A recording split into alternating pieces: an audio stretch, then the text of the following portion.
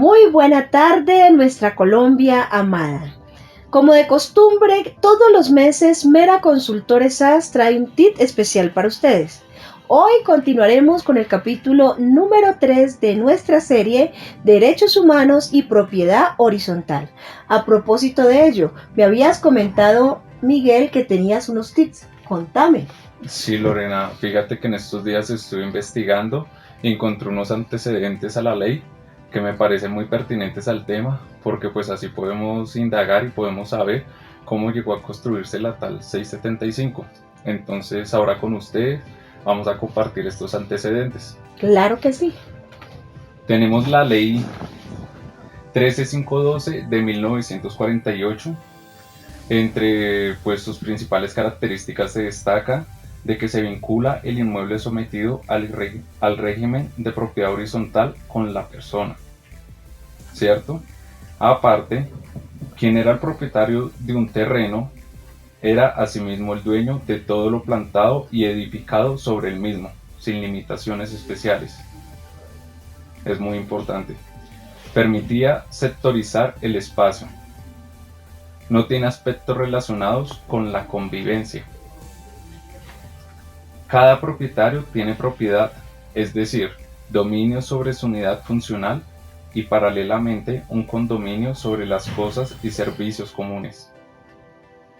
Estableció que los copropietarios se reunieran en una asamblea y elaboraran un reglamento.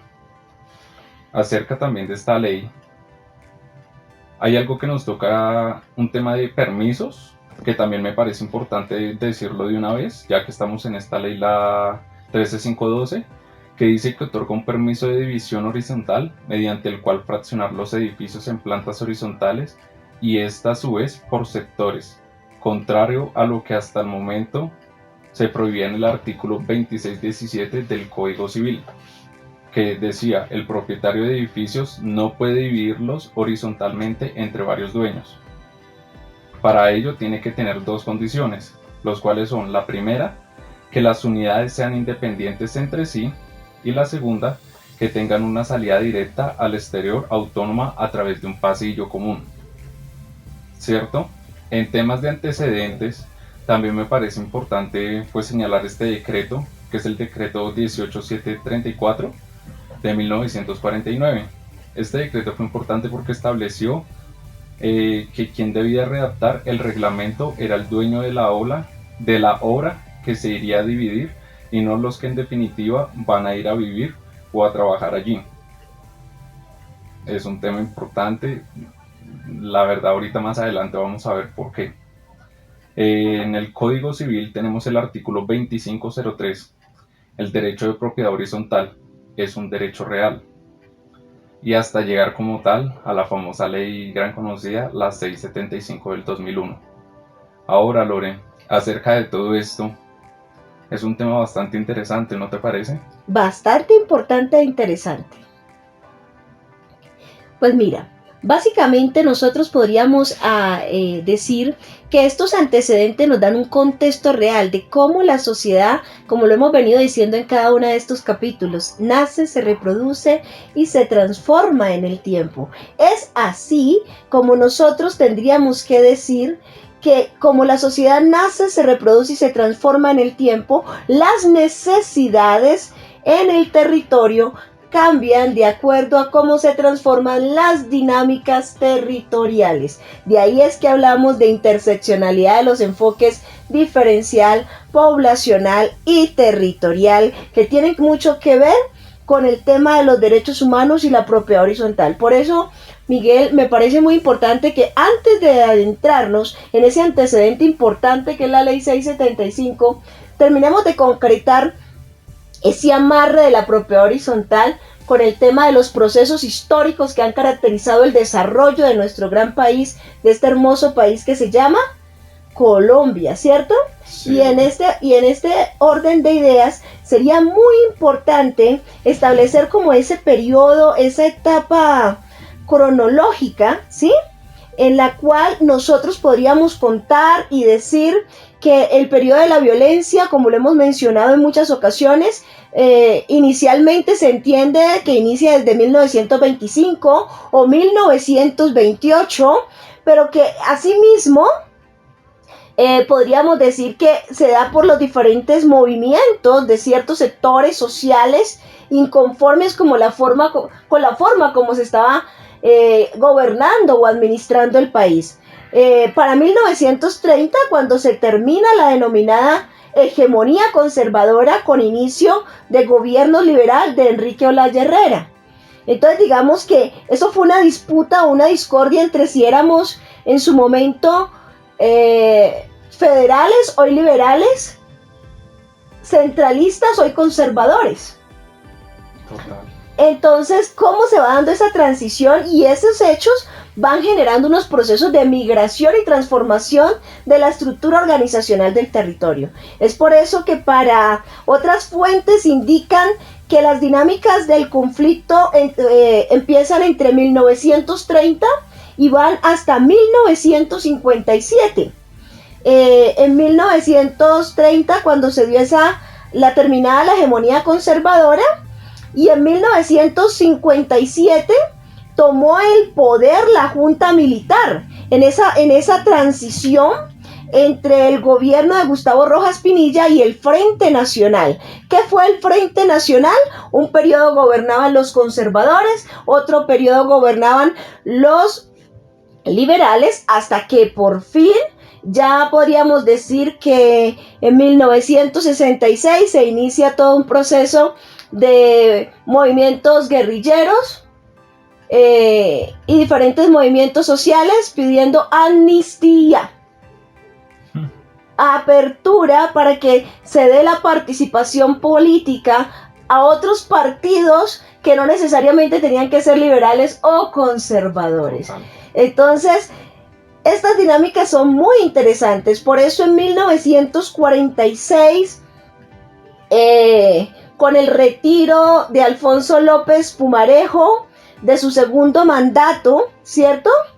Y fue reemplazado por Alberto Lleras Camargo. Entonces hay unos procesos de transición muy importantes que finalizó de alguna manera los distintos periodos de violencia. Pero también hay unas etapas importantes que deberíamos tomar en cuenta, y es el periodo de 1958, cuando realmente se puso fin al conflicto con el acuerdo bipartidista del Frente Nacional. Eso para la época de la violencia, pero entonces viene a partir de 1960 las Fuerzas Armadas de Colombia, bien conocidas como las FARC, Movimiento M-19, LPL, movimientos campesinos, y la única guerrilla campesina que ha tenido Colombia, Movimiento Quintín Lame. Todos estos procesos van a generar unos temas de desplazamiento forzado, confrontaciones que de alguna manera afectan la propiedad privada en el país y nos llevan a legislar al respecto del cuidado y la protección que se debe brindar para la misma. En nuestro cuarto video lo vamos a presentar. Entonces, pues nada, Miguelito, quería como hacer este énfasis en este recuento histórico, porque creo que es muy importante que ubiquemos el tema de los derechos humanos y la propiedad horizontal, en tanto la forma estructural de cómo construir las viviendas u organizar el territorio depende en sí de las dinámicas propias del conflicto, la violencia y la seguridad en el mismo.